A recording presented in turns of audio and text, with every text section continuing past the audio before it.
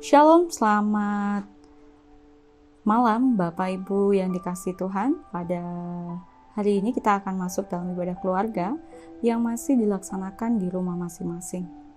Sebelum kita membaca serta merenungkan firman Tuhan pada malam hari ini, mari kita satukan hati dalam doa. Mari kita berdoa. Ya Tuhan Allah Bapa di sorga, berkatilah kami Tuhan di saat kami boleh bersama-sama membaca serta merenungkan firman-Mu.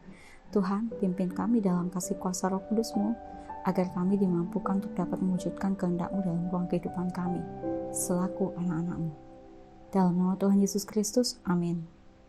Baik, Bapak Ibu yang dikasihi Tuhan, pada malam hari ini, judul firman Tuhan begitu luar biasa memberikan kekuatan dan juga mengajak kita bersama-sama menjadi pribadi yang luar biasa tangguh di dalam Tuhan.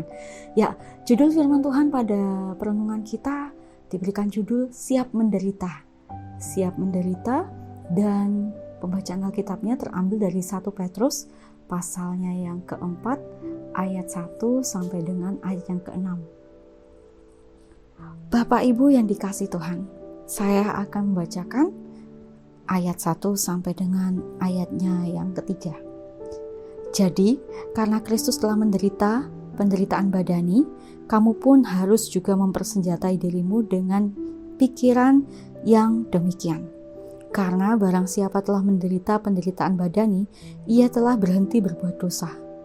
Supaya waktu yang sisa, jangan kamu pergunakan menurut keinginan manusia, tetapi menurut kehendak Allah.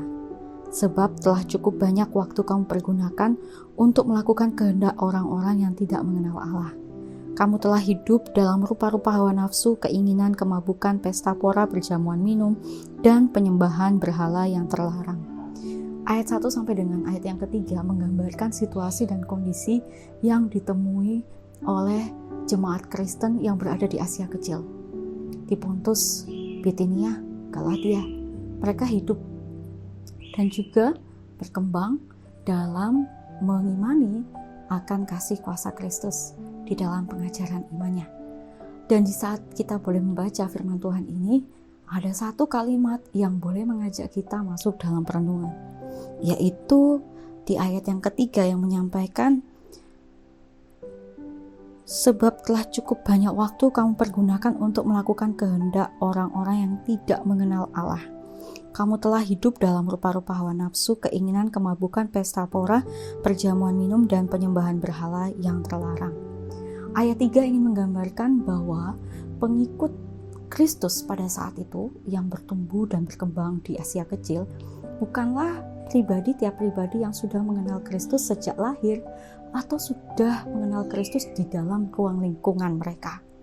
Tetapi mereka ini berasal dari tiap-tiap pribadi yang memiliki latar belakang ataupun budaya yang notabene-nya hidup dalam penyembahan berhala dan juga menghalalkan yang namanya pesta pora dan juga kehidupan yang dipimpin hawa nafsu.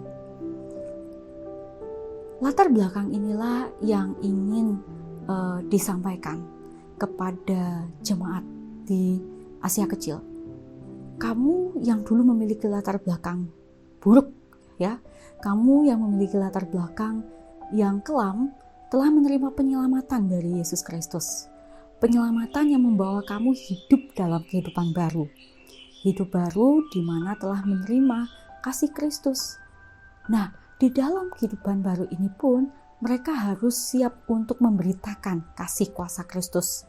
Di tengah pada saat itu terjadi gejolak yang begitu besar, gejolak dari pemerintahan tentunya. Pemerintahan yang dimana mereka ingin sekali menghentikan perkembangan jemaat Kristen pada saat itu. Dengan cara seperti apa? Dengan cara memasukkan mereka dalam penjara. Dan juga mereka harus menerima begitu banyak derita mulai dari cambuk, mulai hukuman badan, yang lainnya, begitu banyak.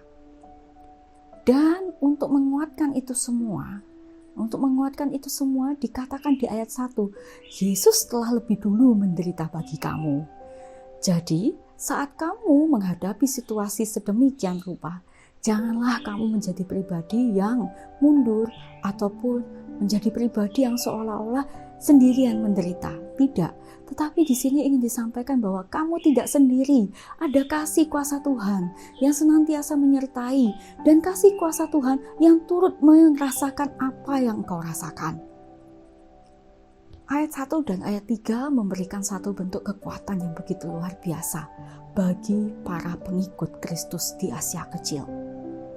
Selagi mereka mendapatkan tekanan, di situ juga mereka diasah tumbuh kembang imannya melalui penderitaan tersebut. Baik Bapak Ibu yang dikasihi Tuhan, di ayat yang keempat kembali kita baca, sebab itu mereka heran bahwa kamu tidak turut mencemplungkan diri bersama-sama mereka di dalam kubangan ketidaksenonohan yang sama, dan mereka memfitnah kamu. Tetapi mereka harus memberi pertanggungjawaban kepada Dia yang telah siap sedia menghakimi orang yang hidup dan yang mati. Itulah sebabnya maka Injil telah diberitakan juga kepada orang-orang mati, supaya mereka sama seperti semua manusia, dihakimi secara badani, tetapi oleh roh dapat hidup menurut kehendak Allah. Bapak Ibu yang dikasihi Tuhan, ayat 4 sampai dengan ayat yang ke-6 mengajak kita bersama-sama merenungkan kembali saat kasih kuasa Tuhan telah melingkupi kita dan kita telah menerima karya keselamatannya, dan di dalam situ pun kita sudah berkomitmen, berjanji bersama untuk tetap setia dan juga memberitakan kebenaran firman Allah dalam ruang kehidupan kita. Maka di situ pula lah kita bersama-sama maju untuk memberitakan kebenaran firman Tuhan itu dan juga menerima segala resiko yang ada. Selama kita melakukan hal yang benar dan selama kita melakukan segala sesuatu yang dikehendaki Allah, yakin dan percaya kita tidak berjalan sendiri, tapi di dalam situ kita berjalan bersama kasih kuasa Roh Kudus. Dan kemudian di dalam sini, apabila kita telah berkomitmen, kita telah berjanji, Bapak Ibu, kita harus dapat menyampaikan penolakan atau mampu untuk mengatakan tidak saat lingkungan di sekitar kita mulai memperlihatkan kondisi ataupun budaya yang jauh dari kehendak Tuhan. Kata kesenonohan, ketidaksenonohan, dan juga memfitnah kamu. Bapak, Ibu, dan saudara yang dikasihi Tuhan, hal-hal yang demikian seringkali kita temui. Fitnah memfitnah kadang-kadang kita temui dalam ruang kehidupan kita. Tetapi yakin dan percaya saat segala sesuatu kita terima dengan sikap yang rendah hati dan tetap bertekuk lutut memohon belas kasih Tuhan dan bimbingannya, di situ pula lah kuasa Tuhan pun akan bertindak. Dan firman Tuhan pun menyampaikan saat kita dalam roh kita menerima akan kasih kuasa Tuhan, yakin dan percaya roh kita dikuatkan, sekalipun dalam badan ataupun sekalipun badan kita jasmani kita menerima begitu banyak tekanan yang membuat kita kadang-kadang kepikiran dan segala sesuatunya. Bapak Ibu yang dikasihi Tuhan, tiap keputusan yang kita ambil, tiap hal yang kita boleh jalani dalam kehidupan kita, Tuhan izinkan itu semua terjadi agar iman percaya kita lebih dekat kepadanya. Siap menderita merupakan salah satu bentuk ciri ataupun karakter manusia yang telah diselamatkan oleh Tuhan. Manusia yang telah menerima akan kasih kuasanya. Dan kita pun sebagai keluarga Kristen harus menyampaikan itu kepada anak cucu kita.